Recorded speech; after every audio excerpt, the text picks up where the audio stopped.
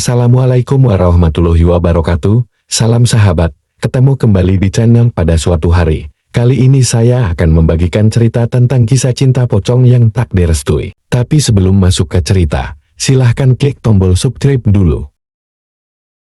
Di sebuah desa alam gaib, hiduplah sepasang muda-mudi yang sedang dimabuk asmara. Sebut saja mereka Mas Pocong dan Mbak Sus Trengesot, yang biasa dipanggil Mbak Sus.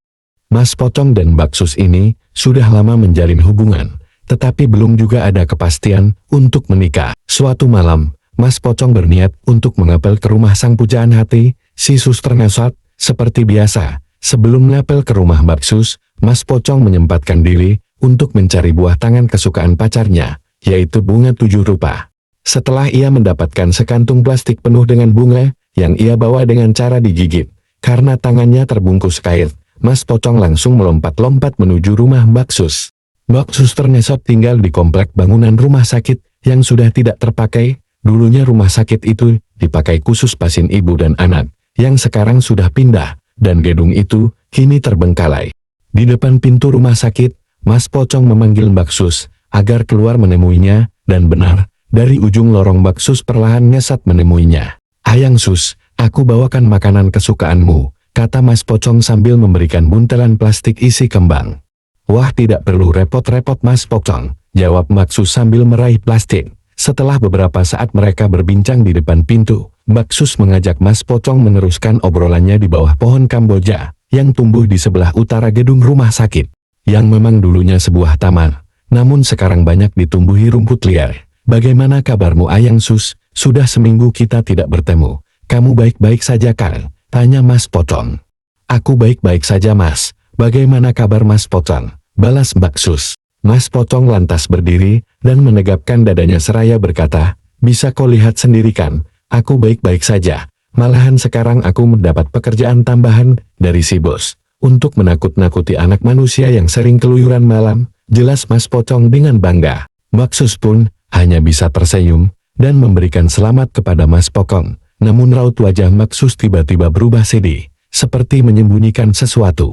Mas Pocong pun mendekatkan tubuhnya duduk berhadapan dengan Mbak Sus. Pelan-pelan Mas Pocong menanyakan keseriusan hubungannya dengan si Sus Trengesot. Akankah hubungan mereka akan dibawa sampai mana?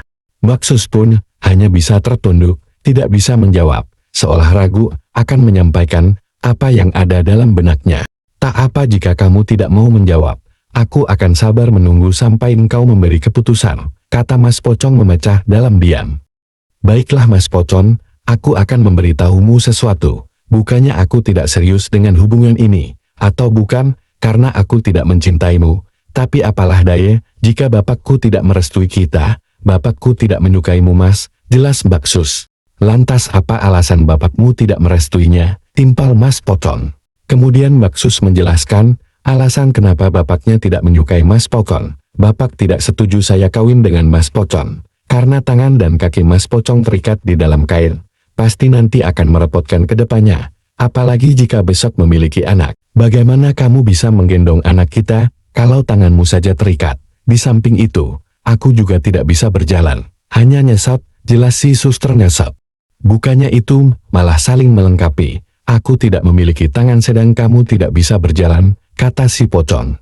"Itu malah merepotkan, dasar bodoh," bentak suara besar dari arah belakang. Ternyata itu adalah sosok genderuwo, yang betul saja, sosok genderuwo itu tak lain adalah bapak Sus Trengesot. Sontak mereka berdua kaget dibuatnya, dengan cepat mereka membenahi posisi duduk, agar tidak terlalu berdekatan. "Hai Pocong, aku tidak akan sudi mengawinkan anakku denganmu," hadik si bapak genderuwo. "Aku akan jodohkan putri kesayanganku dengan vampir yang tampan rupawan," imbuh si bapak genderuwo, sambil menuding si Pocong.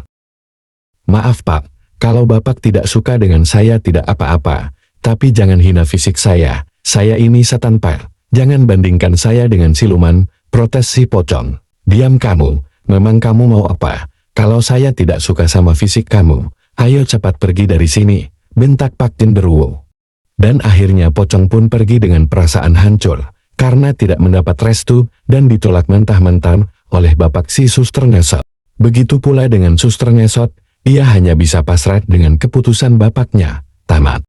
Sekian cerita dari saya, semoga dapat menghibur kalian semua. Dan perlu diperhatikan bahwa cerita ini hanyalah cerita fiksi belaka. Wassalamualaikum warahmatullahi wabarakatuh.